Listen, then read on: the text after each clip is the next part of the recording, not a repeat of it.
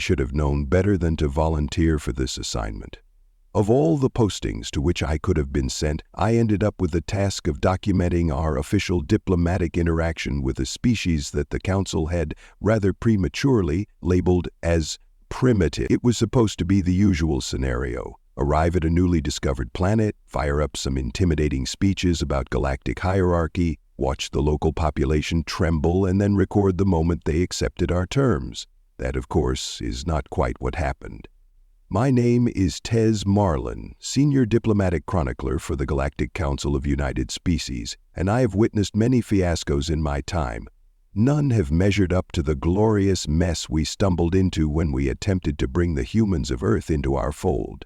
I must start by clarifying a few things about the Galactic Council. For thousands of years, we've governed a large swath of our galaxy, around 78% if you believe the official data. There are 32 member species, each with its own biology, cultural quirks, and comedic ways of failing to see eye to eye. We've got the Centurions, who love to recite elaborate victory speeches before battle, the Quanon with their overly large eyes and borderline obsessive fascination with protocol, the Draconians with scaly bodies that molt under stress, and so on. The Council was established for reasons that sound very noble on paper: cooperation, mutual defense, trade, and a grand ambition to ensure order in a galaxy that could otherwise dissolve into chaos. But if you've ever attended one of our so-called harmonious summits, you'd find the reality far more cluttered. All of us wrestle for influence, fight for trade privileges, bicker over territorial boundaries, and attempt to preserve our petty interests with the fervor of a star about to go supernova. I might be exaggerating only slightly. At the top of this swirling bureaucratic monstrosity sits Grand Counselor Vasix Prell. He's from a species of telepathic hexapods whose homeworld is governed by so many formalities that people there have occasionally been executed for minor infractions, such as forgetting the correct greeting posture. Indeed, rumor says Vasix once had a junior aide sentenced to termination for using the wrong honorific at a dinner. Bear in mind that dinner was in honor of galactic peace. That's the measure of irony we're dealing with here. Next to him stands Strategic Director Kalia Norvo, who is a very different beast. Kalia's skin changes color according to her emotional state. When she's scheming, you'll see a deep, cold blue. When she's excited, a fierce purple might swirl across her features. If you spy a bright red creeping up her cheeks, it's time to excuse yourself from the conversation, because she can be dangerously direct in her ambition. Rumor claims she keeps trophies of her political enemies in suspension tubes. I'm half inclined to believe it, especially after the fiasco that unfolded with Earth. But more on that soon. Now, imagine me, an overly curious chronicler, assigned to record the negotiations that would eventually go so far off the rails it became a cautionary tale told across multiple star systems. My involvement began when our deep space scouts first picked up radio signals emanating from a tiny system near the galactic rim. At that time, the official line was that these signals belonged to a civilization that had not yet mastered faster-than-light travel. In other words, we assumed they were easy pickings for a standard assimilation. The Council formed its usual committees, one to gauge the potential threat, one to evaluate resource opportunities, another to draft diplomatic protocols. The standard dance we do whenever we spot an up-and-coming species. The reason I should have recognized trouble from the start is the speed with which both Vasix and Kalia decided to take personal interest in humanity. Typically, they leave the more menial expansions to mid-level bureaucrats, but not this time. They noticed Earth possessed an unusually dense collection of resources, as well as a bizarre variety of life. Studies suggested that humans were not just technologically curious, but also psychologically resilient. Resilience is something the Council is not used to encountering among so-called primitive species. I was too busy complaining about my office assignment at the time, right next to the Galaxian delegation whose diet of fermented crab paste can stink up entire corridors, to worry about the ramifications. Little did I know I was about to be thrown headfirst into the greatest boondoggle in the Council's 10,000-year history. On the day the High Council voted to launch the first contact vessel toward Earth, I was given the directive to chronicle the entire operation. Usually this involves me standing around with a data slate, meticulously transcribing speeches like, "We greet you in peace, you will now pay tribute to the Council," and so on. But something about the briefing that day felt different. Kalia's skin shifted to that predatory red as she explained the plan. "Shock and awe," she said, "harbinger of peaceful subjugation, will appear above their largest military installation to ensure immediate compliance." That's literally the name of the ship, Harbinger of Peaceful Subjugation, and I wish I were joking. Over the millennia, we've discovered that a show of force works wonders on nascent civilizations. Appear with enormous guns, speak with authority, vaporize something for demonstration if necessary, and watch them bow. 99 out of 100 times, that's all it takes. Rarely does any species attempt. If they do, we remind them that we have dreadnoughts capable of turning moons into cosmic dust. That is usually the end of the conversation. Well, not with humans. The Harbinger dropped out of hyperspace right above a structure the humans called the Pentagon, apparently the center of their military command. Commanding the Harbinger was Captain Drex Morven, a centurion with a knack for melodrama. He had more medals pinned to his chest than I believed physically possible, and his personal passion involved reciting the "resistance is futile" speech. He loved it so much that he'd inserted an additional 3 paragraphs about his own heroic deeds. My job was to stand in the background and record the entire thing. I had my stylus ready, fully expecting them to surrender by the time he reached paragraph 2. Instead, the humans sent up a few fighter jets. You can imagine how we snickered at that. Fossil fuel contraptions? They looked so primitive that some of the crew started taking bets on whether these jets could even fly in a straight line. Nevertheless, Captain Drex permitted them to approach within visual range, presumably to show them how laughable their efforts at intimidation were. Then the communications officer, a nervous Triaxian named Mins, announced that the humans were transmitting a message. I was halfway through stifling a yawn, already thinking about how I'd phrase the triumphant account of Earth's immediate surrender, when Mins put the message on the screen. A human pilot in a flight suit appeared. His expression wasn't fearful at all. He was grinning as though he were greeting an old acquaintance. "Hey there, spaceship," he said in a cheerful tone. "Nice ride. I'm guessing you folks aren't from around here. Want to grab a beer and talk about whatever the hell this is?" I nearly dropped my stylus. Never in my entire career had I seen a species respond in such a casual way. Captain Drex, whose 4 eyes blink out of sync when he's stressed, looked like someone had stuck him with a live electrical wire. He cleared his throat. "This is Captain Drex Morven of the Galactic Council vessel Harbinger of Peaceful Subjugation," he declared, voice quivering with forced authority. "We have come to inform your species of its new place in the galactic hierarchy." Cool, said the human pilot. "But about that beer?"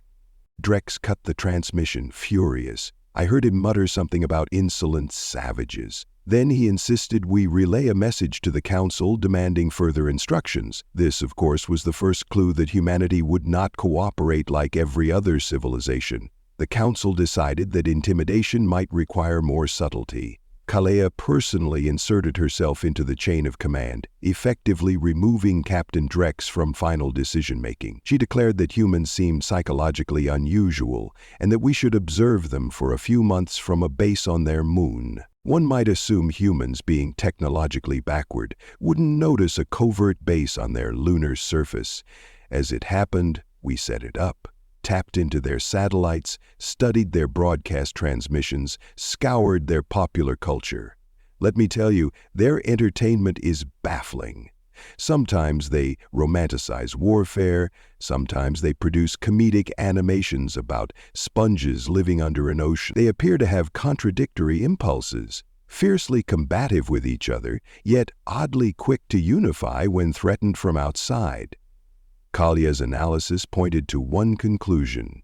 If we wanted humans to yield quickly, we needed to craft a global-level threat, something so terrifying it would force them to offer unconditional submission. Vasix took the plan even further. He proposed Operation Beneficial Deception, the code name for an orchestrated crisis that only the Council could solve, thus compelling Earth's compliance. I recall the moment he addressed the chamber with his 6 arms operating multiple holographic displays, each showing some angle of Earth.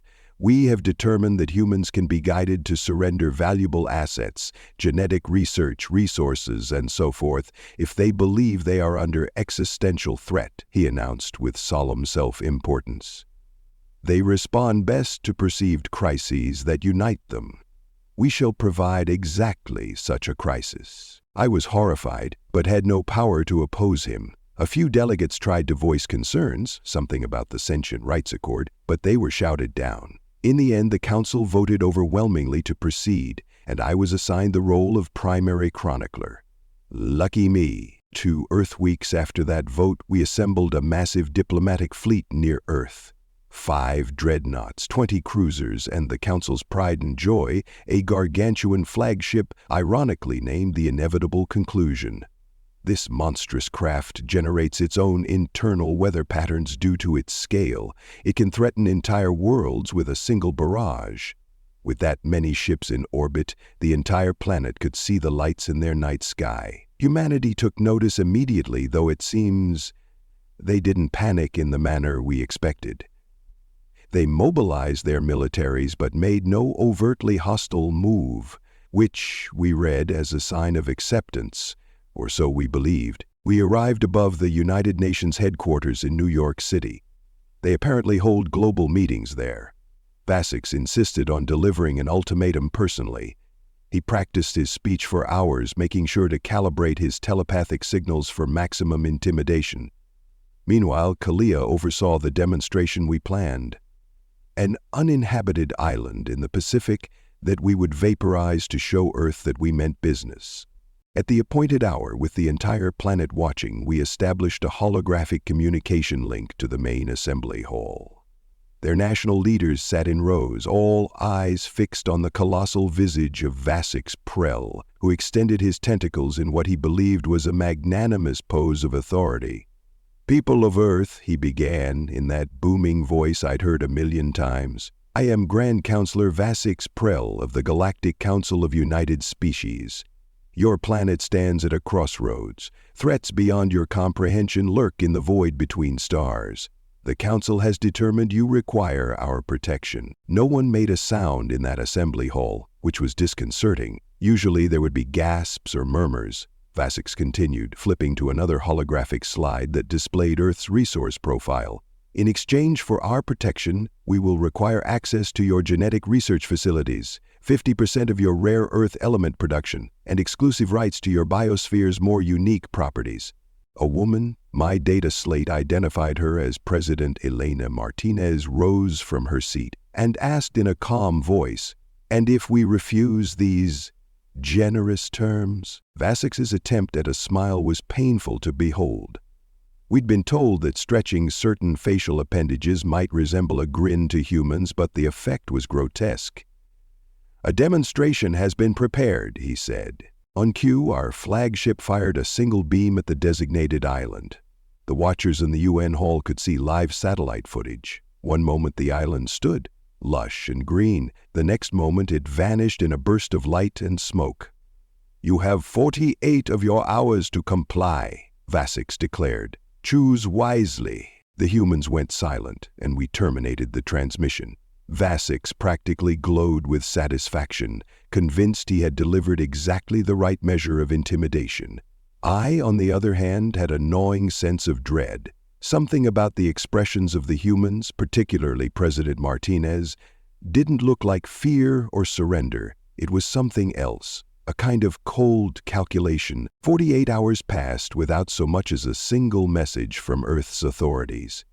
Kalia's skin shifted to an uneasy gray. She told me privately that this was unprecedented. Every species we'd subjected to these tactics had opened negotiations within 12 hours, sometimes earlier. But the humans? Nothing. We saw signs of panic among their civilian population, but in terms of official channels, absolute silence. When the 47th hour arrived, I was on the bridge of the inevitable conclusion, listening to a heated argument among the admirals. Some wanted to open fire on a major city to force a response. Others said we should wait. Kalia wanted to handle this in a precise, calculated manner, while Vasix insisted we had already done enough to ensure Earth's compliance. "They're drafting surrender terms," he declared. "They just need time to unify their fractious governments. We have no cause for concern." Then, Mins, the same communications officer from the Harbinger, suddenly cried out that hundreds of small objects were launching from Earth. At first, we assumed these were satellites or probes, possibly an attempt to gather data on our ships. The science officer scanned them, reported no typical weapons signatures, so the admirals shrugged it off. They were not approaching our ships directly, but spreading out in a grid-like formation. That was our second clue. The third came moments later when they all simultaneously detonated, releasing a shimmering cloud of microscopic, electromagnetically charged dust. By the time we thought to raise our shields, it was already inside, clinging to our hulls, infiltrating vital systems. The entire fleet started to flicker, lights dimming, power fluctuating. Alarms blared as subroutines for weapons, propulsion, even life support indicated massive interference. Within minutes, entire dreadnoughts reported losing control of their main drives. Our attempt to flush these nanites from the system failed. The damn things had adapted to our countermeasures so quickly, it was as if they already knew how our technology worked. Then, across every screen on every council vessel, we saw the face of President Elena Martinez. She greeted us in an almost cordial tone. "Greetings, Grand Counselor Vasix Prel. I hope you don't mind, but we thought it best to take the initiative and shut down your weapons before continuing our discussion." Vasix couldn't even muster a sentence. His tentacles drooped. I saw the red creeping along Kalia's cheeks as she realized how catastrophic this was. Martinez proceeded as though reading from carefully composed notes. "After your demonstration with the island, Earth's leaders convened a global conference. Took us about 6 hours to reach unanimous agreement. We decided your terms were..." Vasix finally found his voice. "This is outrageous! How dare you?" "Please don't interrupt," Martinez said. "It's rude, especially given that we've disabled your entire fleet. You see, we're not as primitive as you assumed. That was your mistake, thinking technology is purely about starships and big guns. But we humans are quite resourceful at problem solving when our survival is on the line. That includes certain experimental nanotechnology we were developing for medical applications, which we rather hastily repurposed once we realized you were planning to bomb us into compliance." Silence reigned on the bridge. She then split the screen, revealing a feed from the lunar surface. We saw battered remnants of our covert base. Martinez explained, almost cheerfully, that they discovered us up there through an army of amateur astronomers who noticed strange lights and anomalies that official channels had dismissed. Once the internet got a hold of those observations, it was only a matter of time before the entire global community realized an alien base existed right under their nose. Then a new figure stepped onto the video feed, introducing himself as Dr. Jack Rivera, Chief of Xenobiology.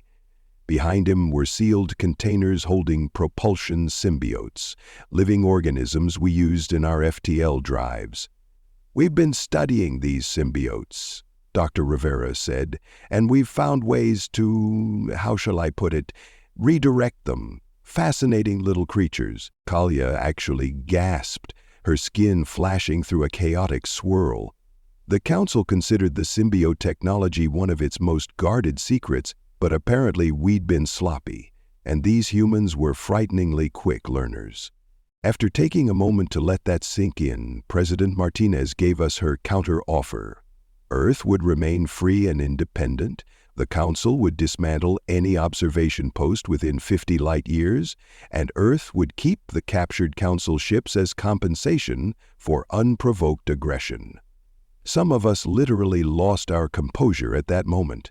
You have to imagine admirals from multiple species howling in disbelief at the notion that a brand new backwater civilization had just seized the galaxy's most powerful warships and demanded the Council pay for its crimes. But the truth was plain. We had no functioning weapons. Our dreadnoughts, proud carriers, cruisers, even the flagship were all compromised by human nanites. One false move and we might lose life support or suffer catastrophic drive malfunctions.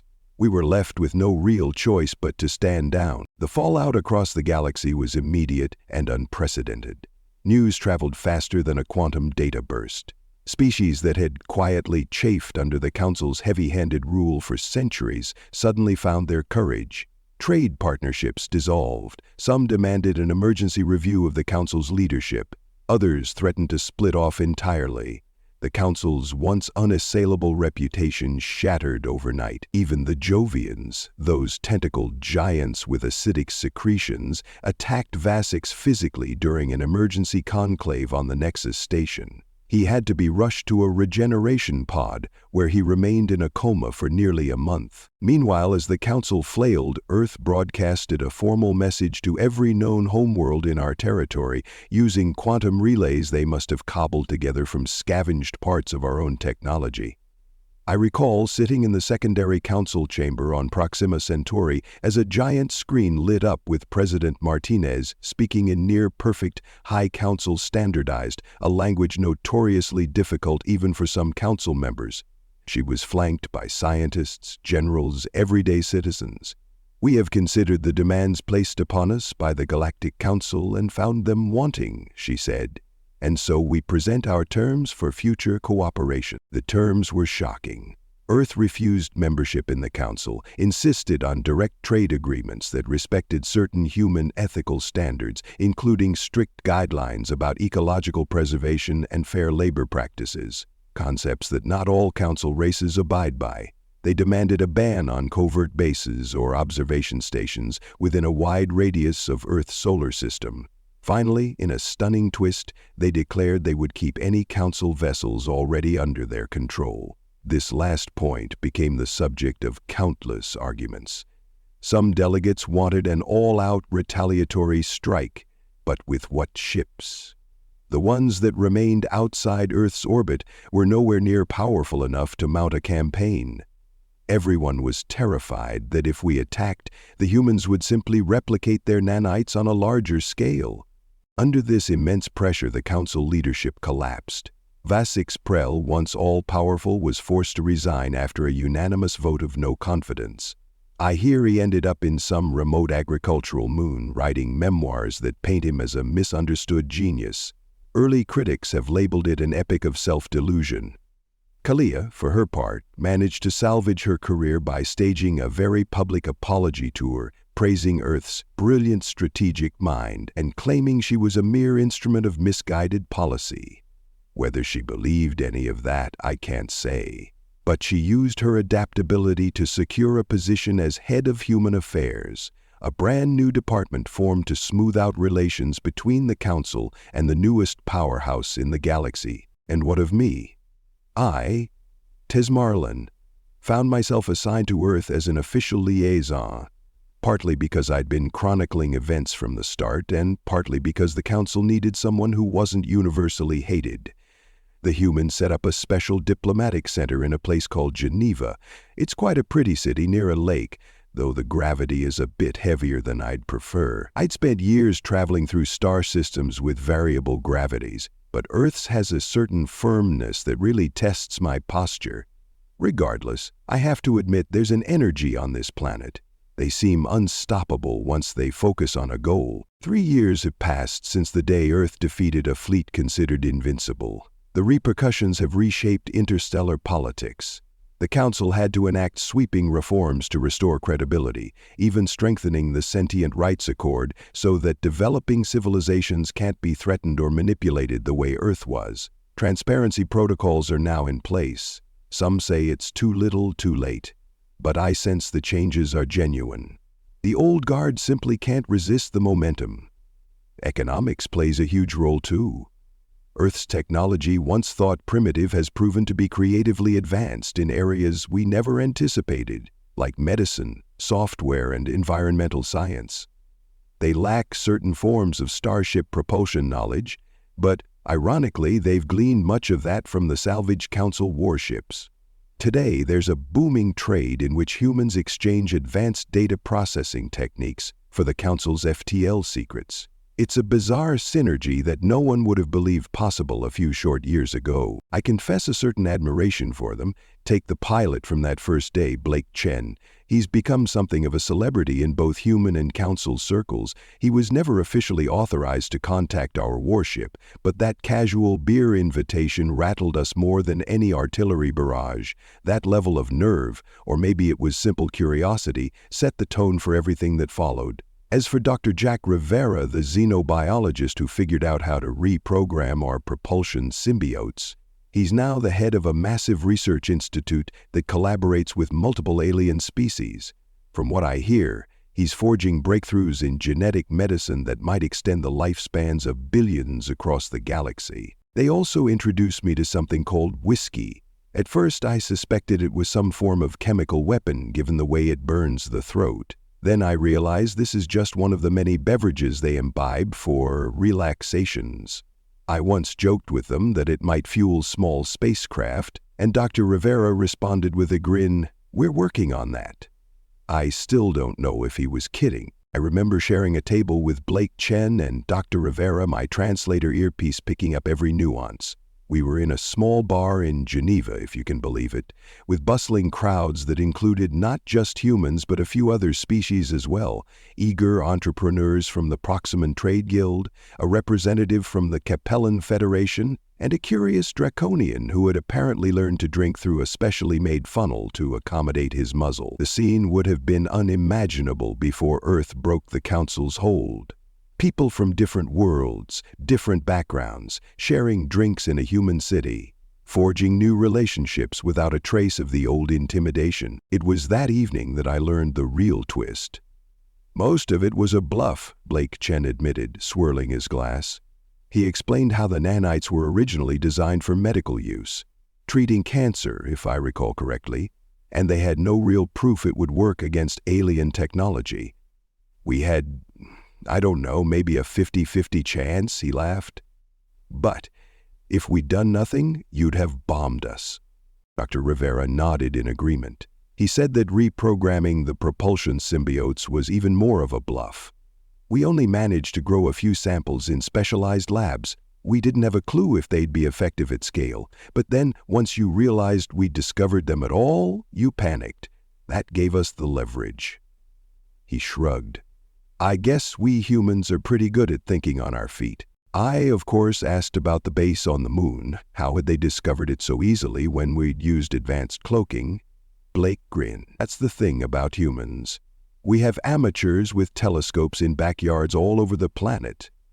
They're nosy and they love nothing more than posting bizarre theories online, which huge groups of people then investigate. Crowdsourcing, we call it. Even if the official agencies ignore them, the public can be relentless. Eventually, we compiled enough sightings and patterns to realize something was up. The more I listened, the more I realized how badly the Council had underestimated this species.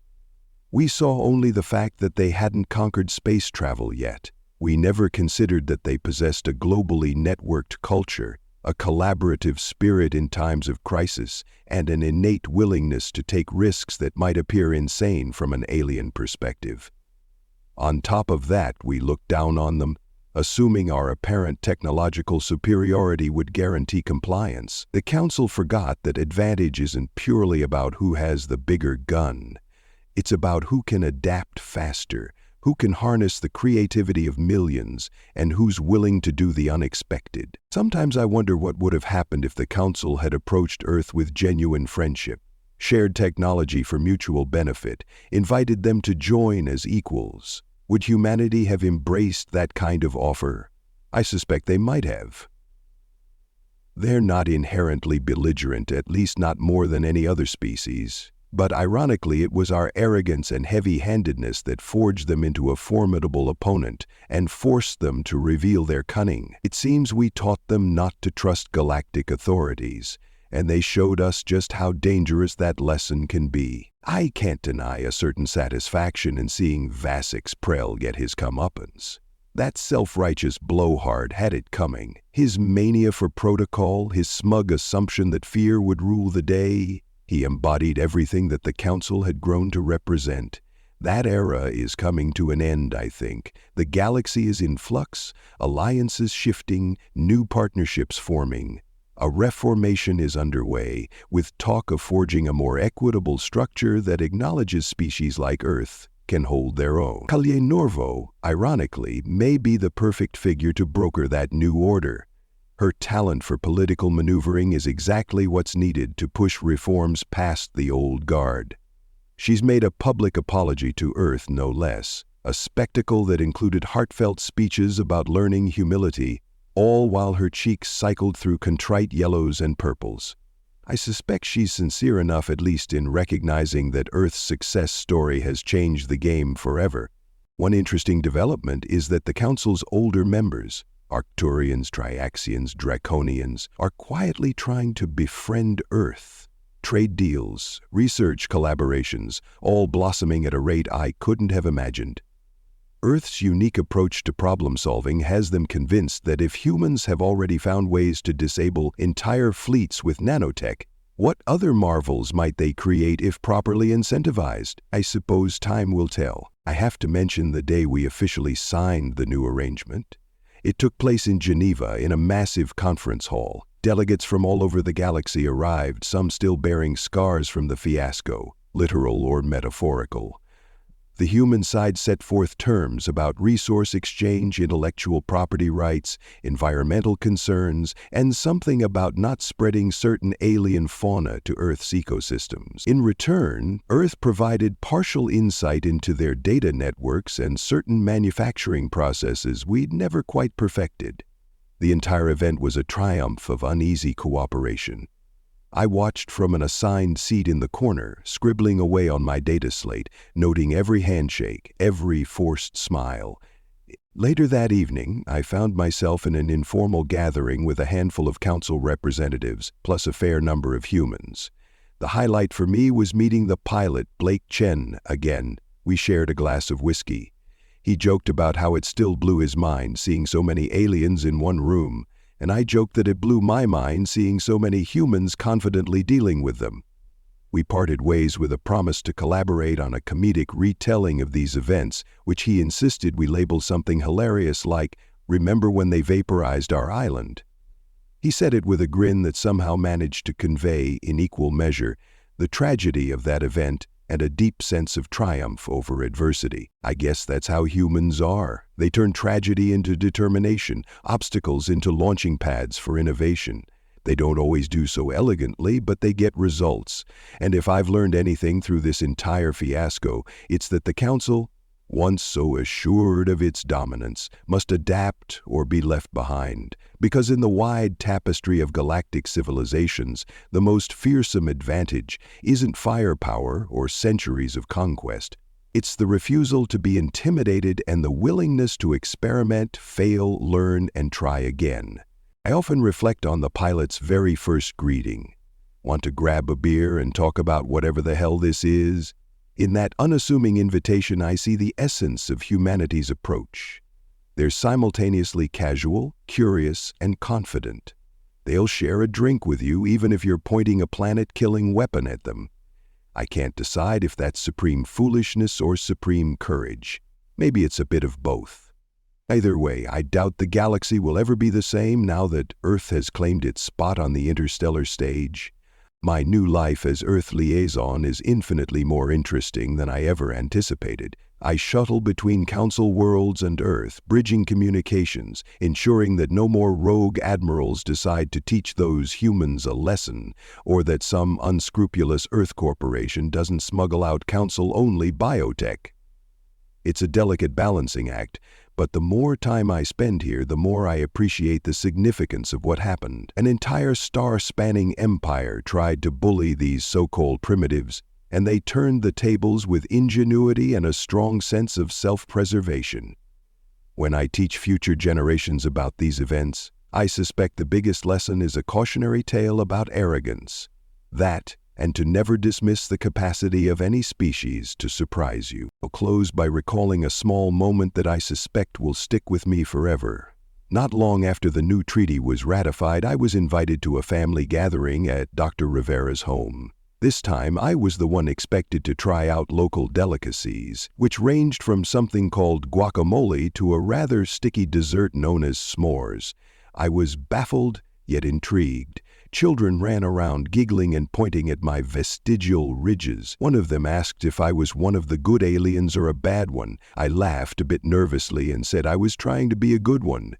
That's when Dr. Rivera came over and told the child, "Tez helped us reach a new understanding with the council. He's definitely a friend." In that instant, I felt a warmth I hadn't experienced in all my years among stiff council protocol. Maybe that's part of humanity's charm. They are capable of trust and camaraderie, even after you've tried to extort them, so long as you meet them halfway. I never thought I'd be so grateful for that bizarre moment when a human pilot casually offered us beer. It led us to a conversation that changed an entire galactic structure. If there's one piece of advice I would pass on to any alien species about dealing with humans, it's never to assume you fully understand them. Because the second you do, they'll come up with something brand new to confound you. And if you threaten them with force, be prepared for the possibility that your advanced might can be undone by a bunch of amateur astronomers and a handful of improvised medical nanites. The Council tried to extort humanity, all right, but humanity's reply sent shockwaves through the entire galaxy, ripples that will be felt for generations to come. As for me, I'll be right here on Earth, penning this chronicle and raising a glass of questionable liquor to toast the unlikely future we're forging together. If that's not the ultimate example of cosmic irony, I don't know what is.